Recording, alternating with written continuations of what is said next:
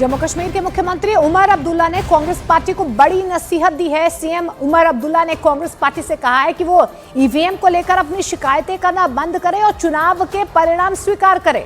उमर अब्दुल्ला ने कहा है कि जब इसी ईवीएम के इस्तेमाल से संसद में आपके 100 से ज्यादा सदस्य पहुंच जाते हैं और आप इसे अपनी पार्टी के लिए जीत का जश्न मनाते हैं, तो आप कुछ महीने के बाद पलटकर ये नहीं कह सकते हैं कि हमें ये ईवीएम पसंद नहीं है, क्योंकि अब चुनाव के परिणाम उस तरह नहीं आ रहे हैं जैसा कि हम चाहते हैं। हाल ही में हुए कई राज्यों के चुनावों में हार झेलने के बाद कांग्रेस पार्टी ने ईवीएम में गड़बड़ी का दावा किया है। With you making an issue out of the EVMs, so long as you do it also when you win. The EVMs can't only be a problem when you lose the election, because they're the same EVMs. So when you get 100 plus members of parliament using the same EVMs and you celebrate that as sort of a victory for your party, you can't then a few months later turn around and say, well, actually, hang on, we don't like these EVMs because now the election results aren't going the way we would like them to. तो वहीं BJP और VHP भी इस मुद्दे पर कांग्रेस पर हमलावर हो गई है। बीजेपी नेता प्रदीप भंडारी ने कहा है कि ईवीएम के मुद्दे पर कांग्रेस का चेहरा सबके सामने आ गया है। तो वहीं वीएचपी नेता विनोद बंसल ने कहा है कि संवैधानिक संस्थाओं पर विश्वास होना चाहिए।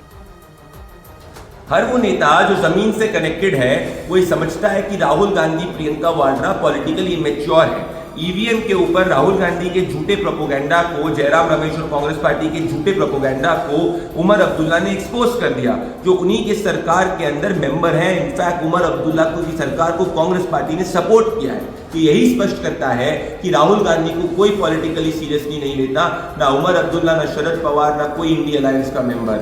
ईवीएम पे कांग्रेस पार्टी के झूठ को उमर अब्दुल्ला ने एक्सपोज कर ये स्पष्ट कर दिया कि कांग्रेस पार्टी लोकतंत्र विरोधी, संविधान विरोधी, जनता विरोधी है। कभी जीत जाते हैं तो ब्लेम गेम इनका ओवर हो जाता है, जैसे ही हारते हैं तो ओवर उनका खत्म हो जाता है। आप देखिए कि मतलब ये हार की खींच है या जीत का जश्न, ये तो यही तय करेंगे। मैं राजनीतिक बयानों पर कोई टिप्पणी नहीं करता, ना मैं इसका अधिकार रखता हूँ, लेकिन इतना जरूर कहूँगा कि देश के लोकतंत्र में और देश के संविधान में और कम से कम संवैधानिक संस्थाओं में विश्वास इनका होना चाहिए।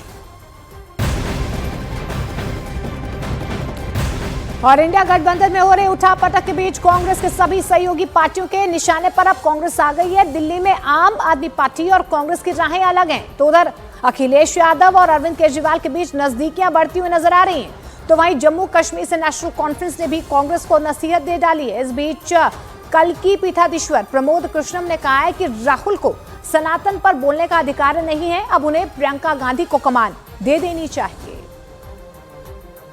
संसद में राहुल गांधी ने कहा कि द्रोणाचार्य ने अंगूठा लिया और आज भाजपा सरकार अंगूठा युवाओं का ले रही है, तो क्या ये धार्मिक रूप से बात सही है कि द्रोणाचार्य ने अंगूठा लिया? पहली बात, राहुल गांधी जी को शास्त्रों का तजुर्बा नहीं है, शास्त्रों का अध्ययन नहीं किया है।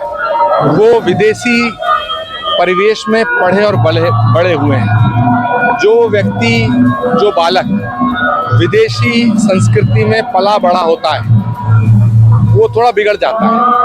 तो राहुल गांधी जी को भारत की संस्कृति, शास्त्र और सनातन के संस्कारों पर बोलने का कोई अधिकार ही नहीं है, क्योंकि उन्हें ज्ञान नहीं। जहां तक सवाल है द्रोणाचार्य का, तो ना आप द्रोणाचार्य हैं जैसे गुरु हैं और ना आप एकलव्य जैसे शिष्य हैं। लेकिन राहुल गांधी जी को ये सोचना चाहिए कि उन्होंने अपनी पार्टी को क्या दिया। राहुल गांधी जी को ये सोचना चाहिए उन्होंने 150 साल पुरानी पार्टी को खत्म कैसे कर दिया, इतनी जल्दी कर दिया। अपनी पार्टी को खत्म करने के बाद इंडिया गठबंधन को खत्म कर दिया। तो राहुल गांधी जी को पहले राजनीति से अपने आप को अलग करके प्रियंका गांधी जी को कांग्रेस की कमान सौंप देनी चाहिए।